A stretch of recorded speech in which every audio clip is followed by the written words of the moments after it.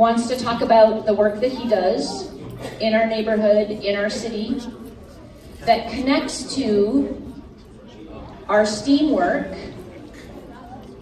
Mr. Rob Nathan, he's going to tell you more about himself, but he works very hard to make it fair in Portland for all people in Portland to have clean air, clean land, and clean water. And I know some of our green teams are working in some of those areas as well. So Mr. Rob Nathan, come on up. Mr. Rob Nathan works for Metro, and he's going to share about his work.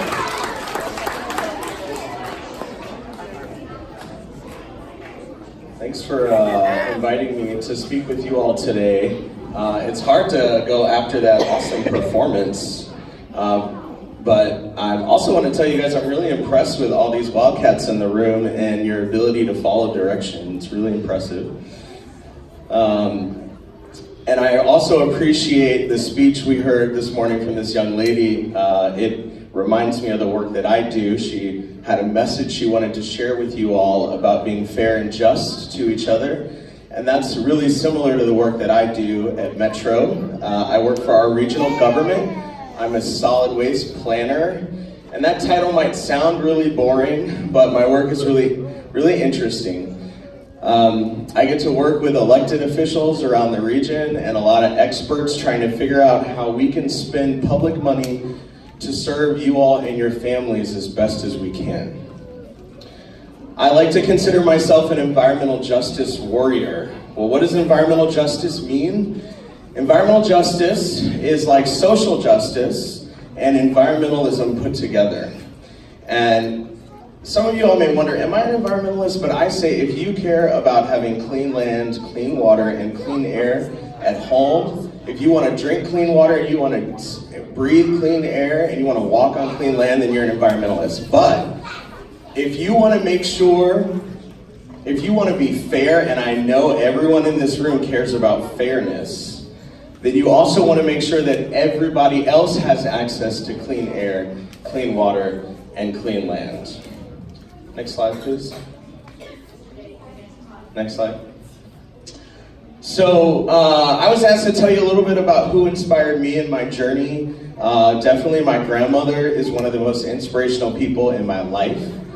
She always quoted Maya Angelou. I don't know how many people in the room know who Maya Angelou is. All right, I'm impressed. Maya Angelou is a poet, a storyteller, and a writer. And one of her quotes was, if you don't know where you came from, you don't know where you're going.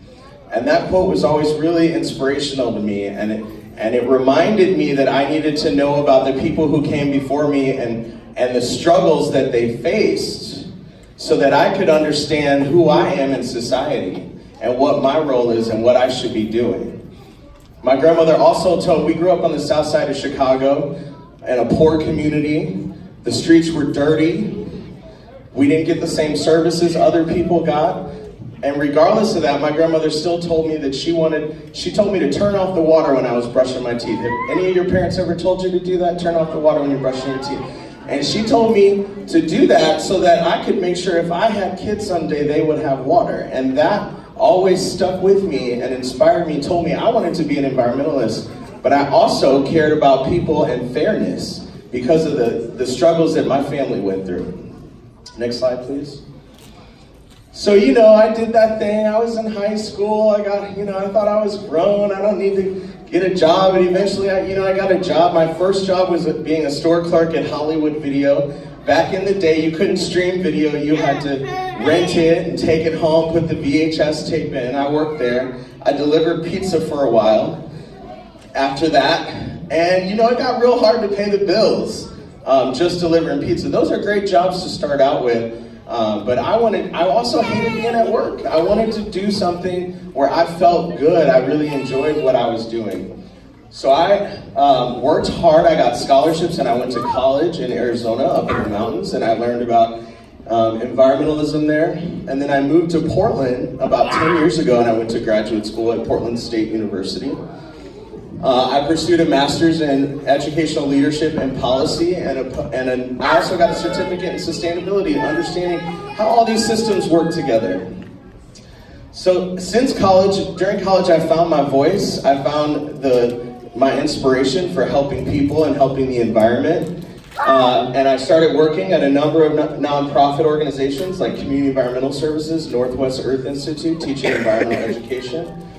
Then I moved to the Coalition of Communities of Color, doing social justice advocacy, and now I'm bringing that work together and working at the government level. Next slide, please. So what is Metro? So how many of you have heard of Metro? All right, I'm impressed. Metro is a regional government. We're very unique. The whole country doesn't have a regional government. We're one of the only ones. And so our jurisdiction is the Tri-County region with 25 cities and 3 counties. And some of the work that I do is planning our solid waste system. Did y'all know that's a $500 million industry a year? That's a lot of money. And so with that money that we regulate, we try to make sure we're providing you all the best services, like picking up your garbage in the morning. Next slide. So one of the things my program does is make sure we clean up all of the streets in the region and try to keep them as clean as possible for you. We got 3 work crews going out. This is some of our data. We picked up over 3,400 dump sites last year. 3,400 dump sites. Now, some people are breaking the law and dumping large amounts of garbage in our natural areas and in our streets. And we try to find out who those folks are and get them to change. But some of us dump our garbage because we don't have adequate garbage service. My role as someone who cares about fairness and social justice means that in our region, I want to think about who are our most vulnerable members of society struggling with the most challenges and give them resources so that they can be better stewards of our land, our air, and our water. And so one of the programs I launched, next slide please, is a trash bag pilot for people who don't have homes, because people who don't have homes, they deserve to live on clean land too. And a lot of people see people who are experiencing homelessness and they see garbage around them and they think, well, those people are dirty. Those people are just dumping trash, but you know what? Those people don't have trash service. And in fact, if they try to use someone else's trash can, it's actually considered theft of service.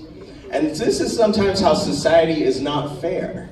And so my job as an environmentalist is to make sure that everyone gets a fair shot at supporting clean land, clean water, and clean air. So we launched a bag pilot this year, and you can see I'm out with Officer Jeff Snyder. He's a friend of mine. We work with the Multnomah County Police Department. We do community policing, engaging people camping in natural areas.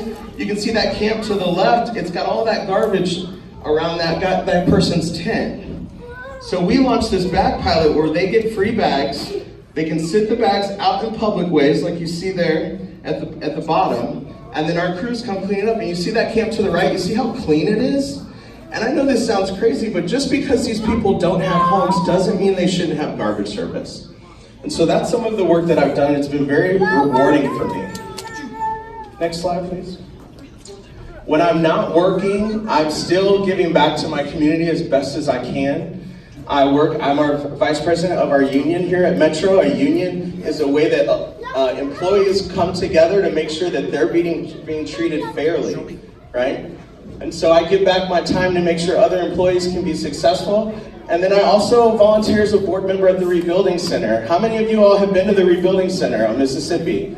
It's a great space. It's a great space to reuse materials, right? We say reduce, reuse, recycle. That's a space for reuse. And so I encourage all of you, as you get older, if you're trying to figure out your path in life, volunteer somewhere and learn about the different services you can support in your neighborhoods. And I'll just leave you with my last message. I'm a huge Star Trek fan. Next slide. So I just want to say live long and prosper, and make sure that other people, do your best to make sure other people are living long and prosper. That right there, that's Nichelle Nichols. She was the first black woman on television. She's one of my inspirations as well. So y'all, Wildcats, live long and prosper. Thank you.